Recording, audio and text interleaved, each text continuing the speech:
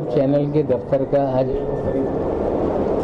Inauguration हुआ और आज से दी अखबार न्यूज़ यूट्यूब चैनल की शुरुआत हो रही है। देश में एक वक्त था जब प्रिंट मीडिया था, इलेक्ट्रॉनिक मीडिया आया, लेकिन आज के दिन एक डिजिटल मीडिया ने अपनी अलग जगह बनाई है। बहुत सारे डिजिटल मीडिया ऐसे हैं जो कहीं ना कहीं प्रिंट मीडिया से साथ ही साथ इलेक्ट्रॉनिक मीडिया से भी उनकी रीच बढ़ गई है। बहुत सारे डिजिटल न्यूज़ पोर्टल या न्यूज़ चैनल ऐसे हैं जिनके ज़रिए उठाए गए बहुत सारे मामला आगे जाकर बड़े बड़े मामले बने। आज यहाँ पे शुरुआत हो रही है इस चैनल की। हम उम्मीद करते हैं कि ये मुल्क में गरीबों की, मजलूमों की आवाज़ बनेगा। जो गलत चीज़ें होंगी उसको मंजर आम पे लाएगा और इस यूट्यूब चैनल के ज़रिए लोगों के मसाइल हल होंगे।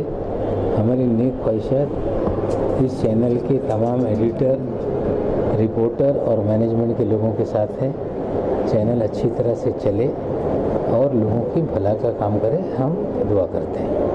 सर, आपका कहना चाहोगे नवीन आया, आपको कैसा फील हो रहा है? आपका कहना चाहोगे? हमारे बड़े भाई हैं वो, और हम लोग बहुत दिनों से साथ में हैं। हमारे सारे मामलात में वो कोऑपरेट करते हैं और ये चूँकि एक समाजी मामला है इसलिए डेफिनेटली आप बताइए कि उनके आने का टाइम 3 बजे से 6 बजे का टाइम था, लेकिन शुरुआत के वक्तों में आ गए जबकि सारा सेटअप दुरुस्त नहीं था। ये उनकी लगन और इनकी चाहत और इनके जो है सारे मामलात का दलील ये है कि आदमी कितने प्राम्प्ट है, कितने एक्टिव है, उसका सबूत उन्होंने दिया सबसे पहले आकर के।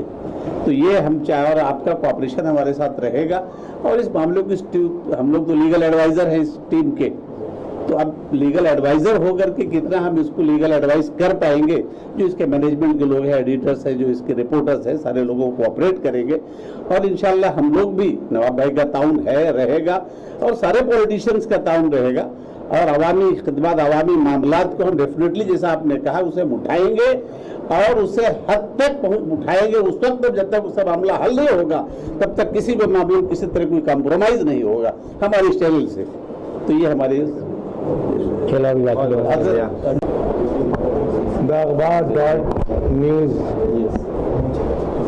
के नाम से आज मुंबई नगरी में ये नया डिजिटल चैनल शुरू होने जा रहा है। हमें उम्मीद है कि ये कामयाबी की मंजिलों को छुएगा, बुलंदियां पाएगा, और जो मोटो है, मकसद है जर्नलिज्म का, to advocacy for the victims, उस पर ये खरा उतरेगा। मजलूमों को, शोषितों को, पीड़ितों को न्याय दिलाएगा। और नाम चूंकि इसका अखबार है, तो अखबार पहले तहरीर में होता था, रिटन ऑर्डर में, अब ये तस्वीर में होगा, रूबरू दिखाया जाएगा। कौन अच्छा काम कर रहा है वो भी दिखाया जाएगा, कौन बेईमानी कर रहा है, घोटाले कर रहा है, स्कैम कर रहा है, उसको भी द अखबार.न्यूज़ की टीम उजागर करेगी, ऐसा मुझको बताया गया है। और आज electronic media, digital media, social media, print media में जो र्यूमर स्प्रेडिंग पैटर्न चल रहा है उसको रिमूव किया जाएगा, क्योंकि न्यूज़ तो सच्ची होती है, अफवाह झूठी होती है। आज अफसोस की बात यह है कि लोग अफवाह को न्यूज़ समझने लगे हैं। सही बात। तो इस सच्चाई को मैं समझता हूँ हिंदुस्तान की 125 करोड़ आवाम और हिंदुस्तान की आवाम के साथ दुनिया के तमाम लोगों को ये सच बताने की ये द अखबार.न्यूज़ कोशिश करेगा कि खबर सच्ची होती है, अफवाह झूठी होती है। जी, न्यूज़ का शुरू किया है जो चैनल, डिजिटल चैनल है, हम सब उनको दिल की गहराइयों से मुबारकबाद देने आए हैं और इस उम्मीद से देने आए हैं, शुक्रिया, इस उम्मीद से देने आए हैं कि जैसे आज मीडिया बिल्कुल बिकाऊ हो गया है, जिस तरह से झूठ खबर को चला करके पूरे देश में जो यहाँ गंगा जमुनी तहजीब है उसे बर्बाद करने का जो काम मीडिया कर रही है, कम से कम उसके खिलाफ ये लड़ाई लड़ेंगे और जनता की आवाज़, सच्चाई जो है लोगों तक पहुँचाएंगे। इस उम्मीद से हम लोग आए।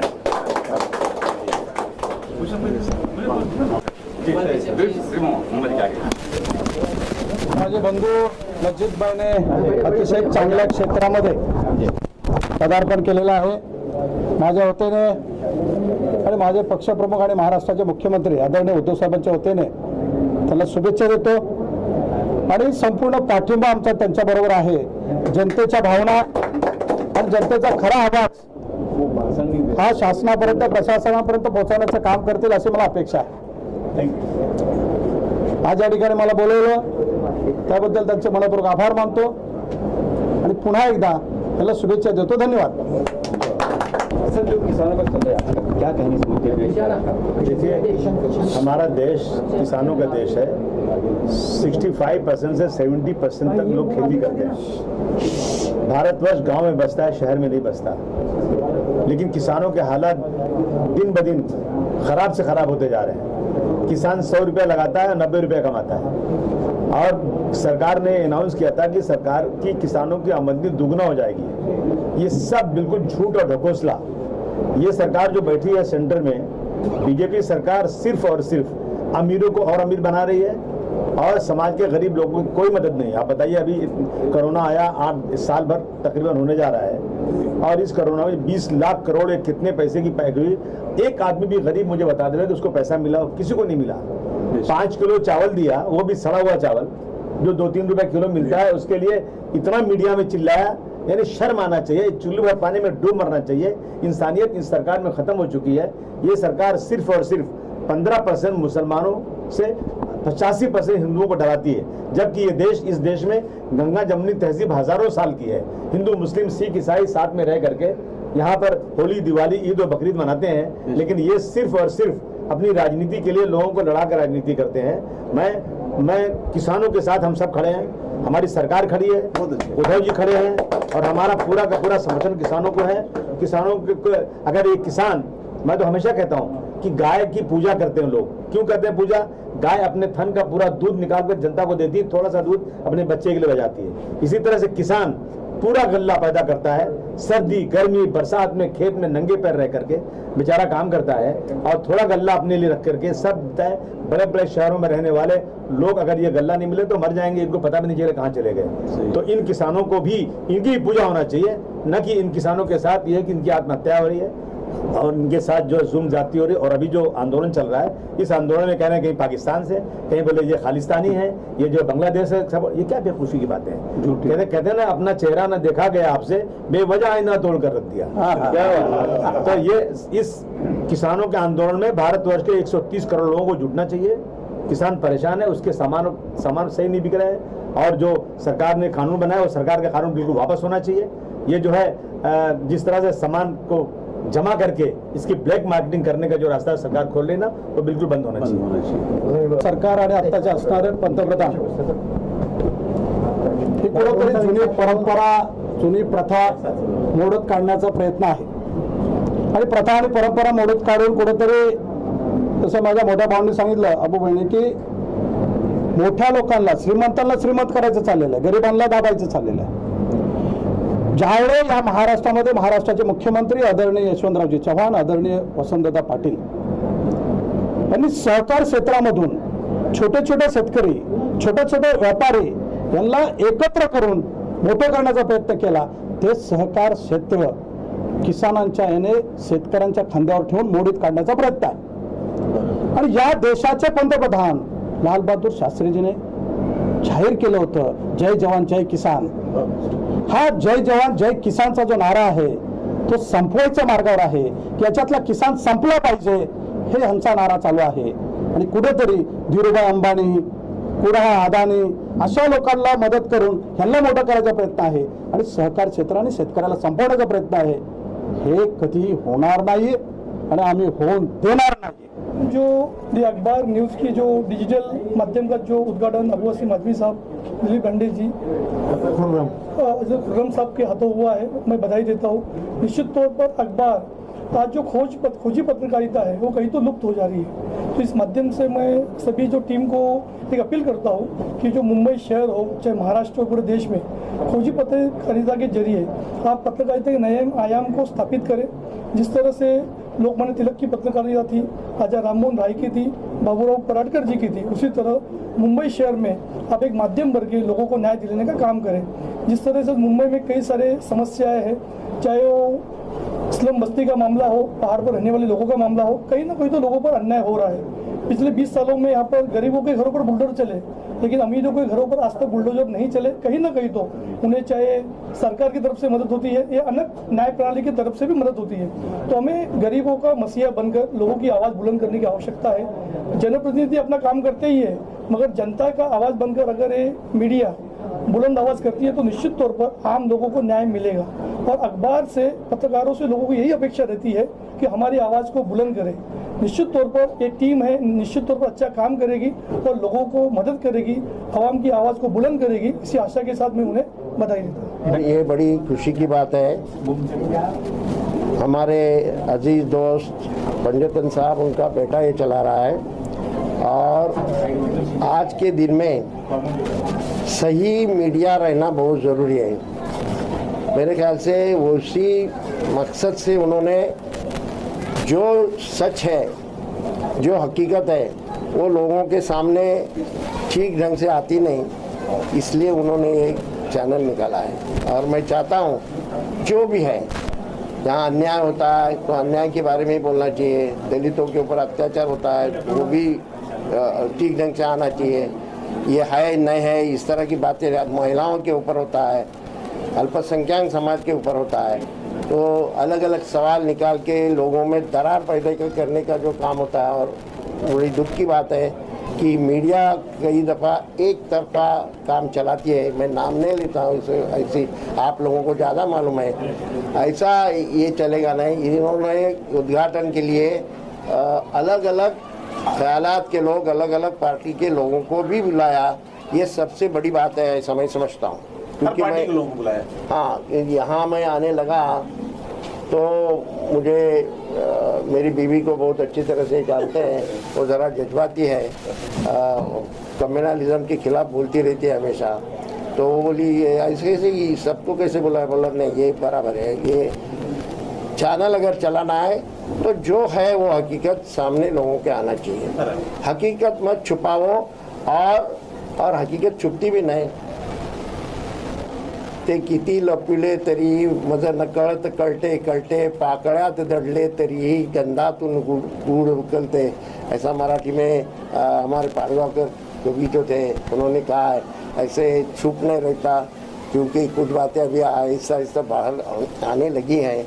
तो मेरे ख्याल से मैं उनको बड़ी बधाई देता हूँ, बहुत अच्छा लगा। और सारे लोगों को, खास करके गरीब तबके के जो सवालात हैं, आज मुंबई में लोगों के घर 20-20 साल लोगों के घर नहीं मिलते, झोपड़पट्टी में रहने वाले लोग आज रास्ते पे रह रहे हैं क्योंकि उनकी झोपड़ी भी तोड़ी गई है। तो ऐसे ये गरीबों के सवाल, नौकरी के सवाल हैं, फिर महंगाई के सवाल है, किसानों के सवाल है, और सबसे अहम बात है शिक्षा का सवाल है। प्राइवेटाइजेशन ऑफ एजुकेशन होने की वजह से गरीब बच्चों को का शिक्षा ठीक नहीं होती, और उसमें भी अल्पसंख्यक समाज के बच्चों की शिक्षा का सवाल है। ये सारे सवाल इसमें वो उठाएंगे, ऐसे ही मेरी ख्वाहिश है। मैं उनको बहुत बहुत बधाई देता हूँ और ये चैनल बहुत अच्छी तरह से चलेगा और अच्छी पूरे रिपब्लिक में जाएगा ये, ऐसा मैं समझता हूँ। मैं सलीमार खान, अल्पसंख्यक वसई विरार जिला अध्यक्ष, और आज बहुत खुशी मुझे महसूस हो रही है कि मेरे भाई एडवोकेट यूसुफ साहब और हाजी पंजतन साहब जो हमारे सरपरस्त भी हैं और हमारे एक गार्जियन भी हैं, और इन्होंने जो आज ये चैनल का यहाँ पर जो इफ्तिदा जो की है, तो सबसे पहले मैं दिल की गहराइयों से इन्हें मुबारकबाद देता हूँ, हमारे यूसुफ भाई और पूरी टीम को।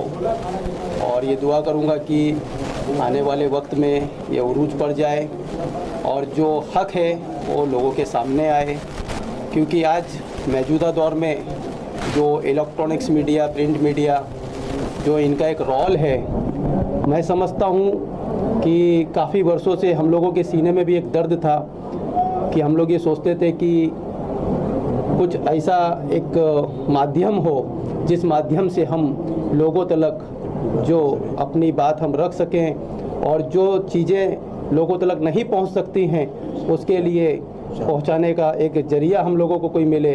तो आज वो जरिया मुझे लगता है कि हकीकत में हाजी साहब और हमारे एडवोकेट यूसुफ भाई ने जो प्रयास किया है, इनको बहुत बहुत मुबारकबाद। और मैं उम्मीद करूंगा ये चैनल बहुत आगे बढ़ेगा, बहुत कामयाबी हासिल करेगा। धन्यवाद।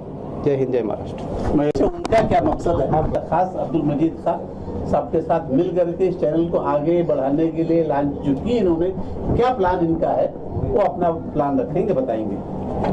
मैं सबसे पहले सब जितने भी लोग यहाँ आए, बड़े बुजुर्ग छोटे, जो भी हमारे अजीज़ दोस्त, उन सबको शुक्रिया अदा करूँगा, अपना कीमती वक्त निकाल के हमारे बीच में आए और हमें इस मौके पे हौसला अफजाई दे रहे। सबसे बड़ी बात ये थी कि मैं एक प्रोफेशनली लॉयर हूँ और मैं बहुत ज़मीनी तरीके से मैं काम करता हूँ गरीबों के लिए, बहुत दिन से लड़ रहा हूँ, बहुत सारे मसले मसाइल में मैं बहुत आगे रहता हूँ। उसमें मैंने कई चीज़ें देखी कि जो प्रिंट मीडिया हो या बड़ी मीडिया हो, वो कभी भी छोटे इश्यूज़ में इंटरेस्ट नहीं लेती है। उनको सिर्फ और सिर्फ टीआरपी का इंटरेस्ट रहता है कि हमारा टीआरपी किस में बढ़ेगा, हम कौन से इश्यूज़ को रेस करेंगे तो हमारी बिजनेस को प्रॉफिट होगा, और बहुत सारी चीज़ें उनके दिमाग में चलता है। तो कभी कभी ऐसा हमें फील होता था कि यार हम किसी को बुलाए, कोई आता ही नहीं है, कोई हमको वो ही नहीं करता, एंटरटेन ही नहीं करता है। तो हमने डिसाइड किया कि क्यों ना हम खुद हमारे लोगों के लिए, जो हमारे ऑलरेडी ये प्लेटफॉर्म था, तो हमने इसको डिजिटल चैनल को हम लोग क्यों ना इसको एक बड़े प्लेटफॉर्म पे क्यों ना हम लोग इसको उतारें।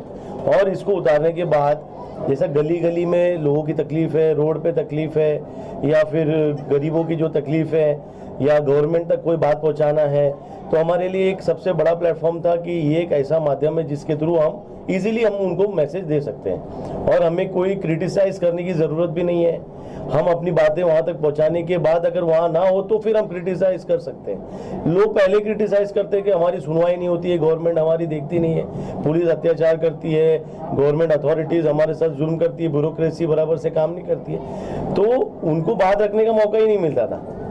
आपने देखा होगा कि स्टार्टिंग में TV9 ने ज़मीनी तौर पे काम किया था, गली गली में जा जाके लोगों की समस्या सुनते थे, वहीं पे रोड पे ही वो लोग अपने बूम लेकर के लोगों को बुलाते थे, दोनों पक्ष की बात सामने रखते थे और गवर्नमेंट उस पर डिसीजन ले लेती थी।